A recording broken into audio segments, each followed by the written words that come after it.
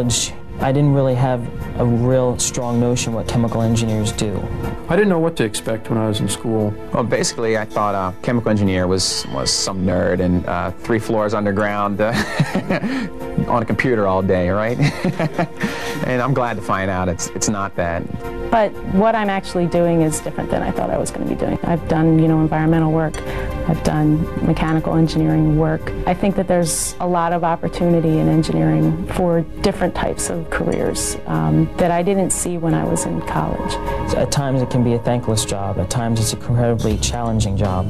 Chemical engineering is just so diversified that I never really expected how many areas in the world and in industries across the world need chemical engineers. And if you like a certain aspect of science or business or technology, you can fit chemical engineering in there somehow.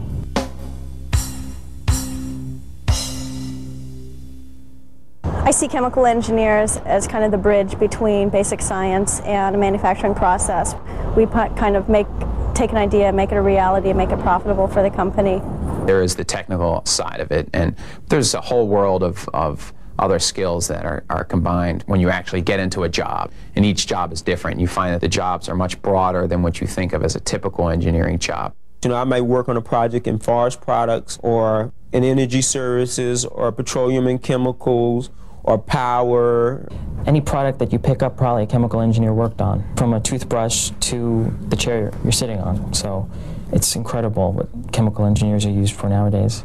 Typically, I'm responsible for managing our area equipment integrity team. I keep our plant on track with our predictive and preventative maintenance on all of our major equipment pieces. Right now I'm working in product development area of Procter & Gamble, which is basically the research and development group. Specifically, I'm working on hair care technology development, and my current project is to develop a new shampoo formulation. Right now we're in construction. We have a $1.3 million project where we're upgrading our bulk facility on site. And my job right now, or my project, is to make sure that that's managed correctly. So if I'm not in a meeting, I'm downstairs with the construction workers or with our construction manager and making sure that everything is put in the right place, or it's up to the standards that we hold. I'm in an R&D program. It's a job where you're actually developing a process or a product. I work in a central engineering organization, and I really play the role of a technical consultant to all the different areas that make liquids, that have liquids-related problems. The job I do is more of a general engineering. The units that I'm working with are cartridge-actuated devices. They are units that are used in the air-crew escape systems in aircraft. They propel the sequence. Like it starts at when the pilot pushes a button, it goes through a certain sequence till he actually gets out of the plane. I work in the manufacturing engineering group on inkjet print heads. I help along with analytical chemists, organic chemists, and pilot plant personnel deliver bulk drug, pharmaceutical to clinical trials for safety and testing. My department is the technical support group for the manufacturing facility. I do process development on the cell culture processes that we use to make pharmaceuticals. Jif peanut butter, for example, how do you pump it and how do you mix it and cool it as you're manufacturing it in the plant?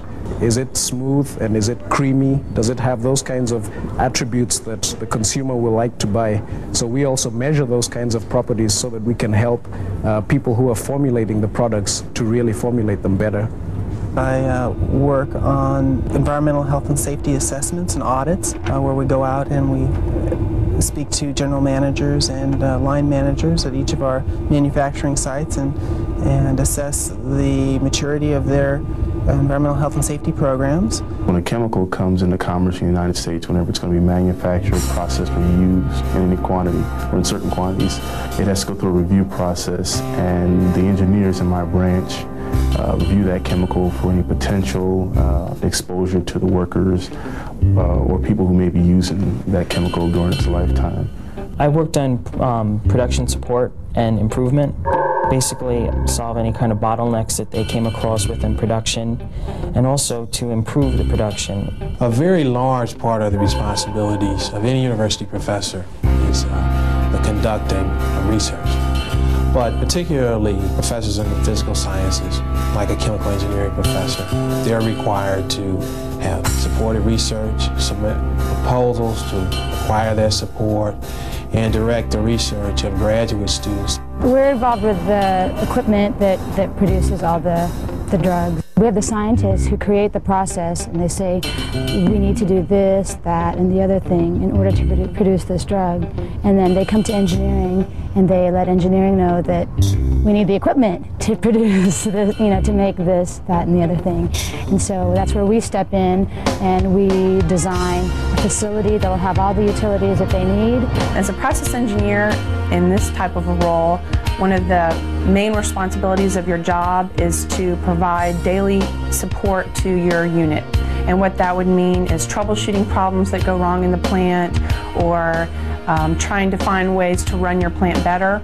Research and development is a place where you're faced with a problem and you have to find a way to answer that problem. So you're constantly looking for answers and ways to apply those answers.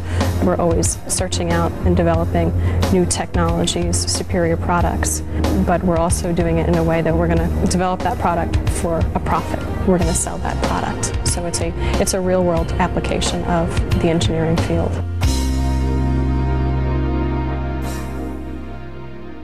There is no such thing as a typical day. Yeah, each day, who knows what's going to happen. Sometimes I'm testing, sometimes I'm writing reports, analyzing data.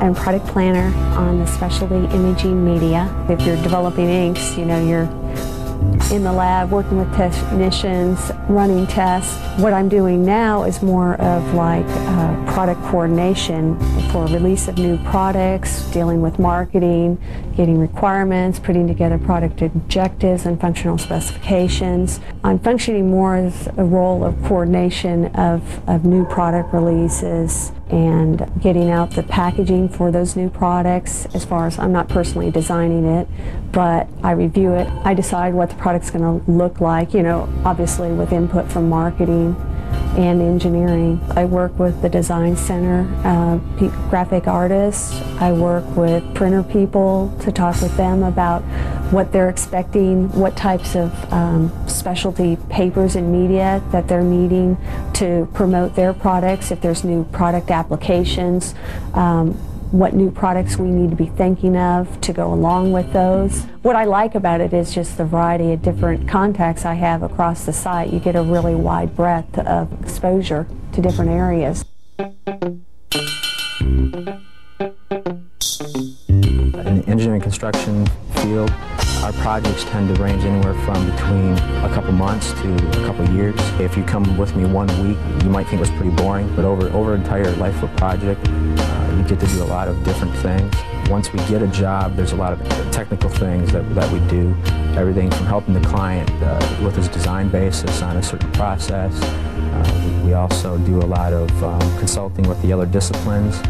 Pretty much process engineers will pick up and start the ball rolling on a project, and we'll develop flow diagrams and material balances and the typical process design type activities. But I want to emphasize that in my experience, I'm not limited to just the technical aspects of my job. I'm involved in sales proposals, I'm involved in the estimating, the scheduling, the budgeting, everything through even client contacts, vendor contacts. So my technical job is there, but there's so much more than just a technical aspect that we do every single day.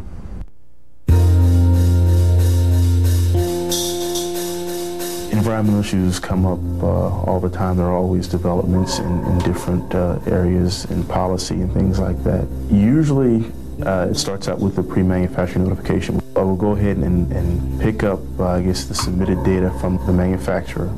I will review that data and then make the assessment of the different occupational exposures as well as any environmental release.